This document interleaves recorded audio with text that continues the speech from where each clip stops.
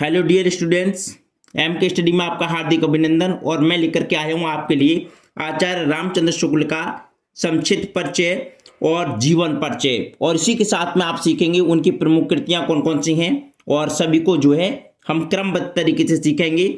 और एक आसान तरीका लिखने से देखिए किस तरीके के लिख के आए, क्योंकि लिखने से जो है बहुत अच्छे नंबर मिलते हैं। एग्जामिनर किस तरीके से जो है आपसे इंप्रेस होगा और ज़्यादा से ज़्यादा नंबर आपको मिल सकेंगे। तो ये आपका लिखने का जो तरीका है बहुत अच्छे तरीका है, और इसी तरीके से आप लिख करके आए जिससे कि आपको ज़्यादा से ज़्यादा नंबर प्राप्त हों। तो देखिए बिना देरी के हम स्टार्ट करते हैं आचार्य रामचंद्र शुक्ल जी का संक्षिप्त परिचय। सबसे पहले देखते हैं इसमें, देखिए जन्म आचार्य रामचंद्र शुक्ल जी का जो जन्म है वो 1884 ईस्वी में हुआ था। इनके जन्म स्थान के बारे में बात करें तो अगोना, बस्ती, उत्तर प्रदेश, यानी कि अगोना और बस्ती जिला है और उत्तर प्रदेश में जो कि स्थित है। ठीक है, यानी बस्ती जिला के अगोना में हुआ था जो कि उत्तर प्रदेश में स्थित है। पिता इनके चंद्रवली शुक्ल थे, पिता का नाम चंद्रवली शुक्ल था, और इनकी मृत्यु जो है 1941 ईस्वी में हुई थी। ठीक है, इनकी मृत्यु जो है कब हुई थी, नीचे देखें मृत्यु अब साफ दिखाई देगी आपको। इनकी जो मृत्यु हुई थी 1941 में हुई थी।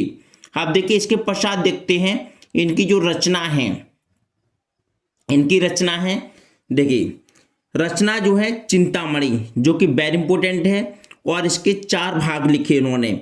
चिंतामणि जैसे कि मैंने ट्रिक के माध्यम से भी सिखाया था आपको, रामचंद्र की चिंता में, तो रामचंद्र की चिंता में मतलब चिंतामणि, चिंता में मतलब चिंतामणि जो है वो रामचंद्र शुक्ल की रचना है। 1 नंबर में भी ये क्वेश्चन आपका आ सकता है। उसके पश्चात हमारा विचार बीती, रसमीमांसा, त्रिवेणी, सूरदास और हिंदी साहित्य का इतिहास, ये इनकी रचना है, यानी कि आचार्य रामचंद्र शुक्ल की।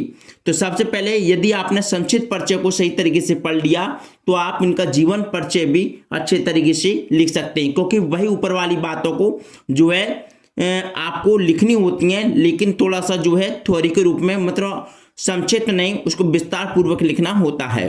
तो देखिए जीवन परिचय की हम बात करते हैं तो आचार्य रामचंद्र शुक्ल जी भारतीय साहित्य के प्रसिद्ध आलोचक क्या थे। सबसे पहली बात देखिए, कभी कभी क्वेश्चन आता है हिंदी के आलोचक या प्रसिद्ध आलोचक कौन है, तो 4 विकल्प दे देते हैं। यदि उनमें रामचंद्र शुक्ल जी का नाम है तो इनका जो ऑप्शन में लगा देते हैं। देखिए इस जीवनी के साथ साथ में जो हम हर एक तरीके की बात करके चलेंगे, जिससे कि किसी तरीके से अगर क्वेश्चन आता है तो वो भी आप करते हुए चलेंगे। जैसे कि ऊपर बताया मैंने चिंतामणि, रामचंद्र की चिंता में, यानी कि चिंतामणि आया किसकी रचना है, तो रामचंद्र शुक्ल की, और आलोचक के रूप में आया तो कौन, रामचंद्र शुक्ल। लेखक और विचारक थे। उनका जन्म 2 अगस्त, उनका जन्म कब हुआ था, 2 अगस्त 1884 को हुआ था। देखिए ऊपर जो दिया था हमने 1884 दिया था, अब यहाँ पर डिटेल में लिख दिया हमने 2 अगस्त 1884 को उत्तर प्रदेश के इलाहाबाद जिले में हुआ था। कहाँ हुआ था, इलाहाबाद जिले में। और बे हिंदी साहित्य के देखिए आगे देखते हैं, यहां से थोड़ा सा ऊपर कर लेते हैं। अब देखें, देखिए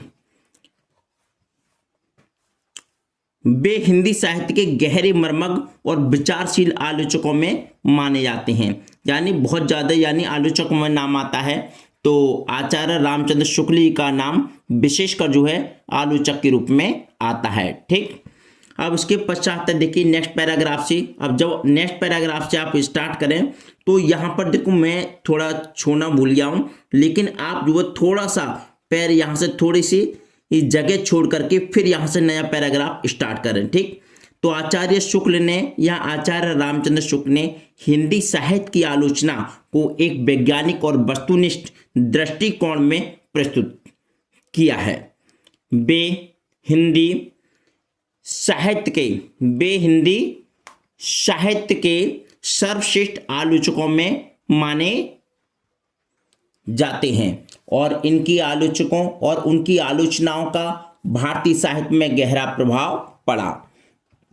तो बस ज़्यादा बड़ा नहीं है, बस जीवन परिचय इतना ही बड़ा है। इसके बाद में इनकी प्रमुख जो कृतियां हैं उनके बारे में बात करते हैं। देखिए, सबसे पहला पॉइंट लिखे हिंदी साहित्य का इतिहास। इन्होंने हिंदी साहित्य का इतिहास लिखा। यह उनकी सबसे महत्वपूर्ण कृति मानी जाती है। जो हिंदी साहित्य का इतिहास है ये इनकी, आप जरूरी नहीं कि आप डिटेल लिखें, आप ये भी शॉर्टकट में भी लिख सकते हैं। केवल उनकी जो कृतियां हैं, जो रचना है, देखिए रचनाएं आ जाए या कृतियां आ जाए एक ही बात होती है, ठीक है। गुमराह होने की जरूरत नहीं है। कभी कभी बच्चे जो है कर देते हैं कि हमने रचना याद कर दी थी लेकिन कृतियों को याद नहीं करा। तो मैं आपको बता दूं, कृतियां या रचना एक ही बात होती है। तो सबसे पहला पॉइंट है इसमें हिंदी साहित्य का इतिहास। तो यह इनकी सबसे महत्वपूर्ण कृति मानी जाती है जिसमें इन्होंने हिंदी साहित्य के विकास की विस्तृत समीक्षा की है। यानी कि हिंदी साहित्य के विकास की, जो हिंदी के साहित्य का विकास है उसका इसमें वर्णन किया गया है। इसके पश्चात में देखते हैं दूसरे नंबर की हमारी रचना आते हैं काव्य शास्त्र। कौन सी आती है? काव्य शास्त्र। देखिए, काव्य शास्त्र के बारे में पढ़ते हैं हम। तो काव्य शास्त्र, इसमें इन्होंने काव्य और उसकी विशेषताओं पर गंभीर चर्चा की है। देखिए, इसमें काव्य आ गया तो किस पर? काव्य पर। किस पर? काव्य पर। तो इसमें इन्होंने काव्य और इसकी विशेषताओं पर गंभीर चर्चा की है। इसके पश्चात है विविध आलोचना है। तो इन्होंने जो जो आलोचनाएं लिखी हैं उनको हम विस्तार पूर्वक थोड़ा सा देख लेते हैं, क्योंकि इनकी डिटेल याद होने का मतलब है कि अच्छे नंबर प्राप्त करना। तो देखिए, तो विविध आलोचनाएं, वे निरंतर लेखन और आलोचना में लगे रहे और उनकी आलोचनाएं हिंदी साहित्य की अनेक कृतियों और काव्य शैलियों पर आधारित थीं। यानी कि किस किस पर आधारित थीं? हिंदी साहित्य की अनेक कृतियों पर, हिंदी साहित्य की अनेक कृतियों पर और काव्य शैलियों पर, जो काव्य शैलियों पर आधारित थी इनकी विविध आलोचनाएं। ये बस 3 पॉइंट आप लिख दें, यानी कि हिंदी साहित्य का इतिहास, काव्य शास्त्र और विविध आलोचनाएं, ठीक। इसके बाद में और इसको थोड़ा बढ़ा सकते हैं आप। आचार्य रामचंद्र शुक्ल का योगदान हिंदी साहित्य की आलोचना में महत्वपूर्ण था। इन्होंने हिंदी साहित्य के इतिहास को एक व्यवस्थित रूप में प्रस्तुत किया और अन्य भाषाओं के साहित्य से जोड़ने का प्रयास किया। इनकी आलोचना में साहित्य की, इनकी आलोचना में साहित्य की गहरी समझ और व्यापक दृष्टिकोण झलकता है। यानी कि क्या है? गहरी समझ और क्या? और व्यापक दृष्टिकोण झलकता है। तो आप जो है अच्छे तरीके से इसको याद कर लें, 1-2 बार वीडियो को देखें तो आपको पूरी तरीके से ये समझ में आ जाएगी। इसके पश्चात देखें, इनकी मृत्यु के बारे में बात करते हैं। तो इनकी मृत्यु जो है, इनकी मृत्यु या फिर लिख सकते हैं आचार्य रामचंद्र शुक्ल जी की मृत्यु 6 दिसंबर 1941 को हुई, लेकिन उनके कार्य और विचार आज भी हिंदी साहित्य में विशेष योगदान रखते हैं। आप इस तरीके से जो है इसको, और यदि आपको वीडियो अच्छी लगी तो प्लीज़ वीडियो को लाइक करें, कमेंट करें, शेयर करें और ज़्यादा से ज़्यादा जो है ऐसे लोगों के पास पहुँचे जो कि इस बार जो है 10th क्लास की जो है तैयारी कर रहे हैं।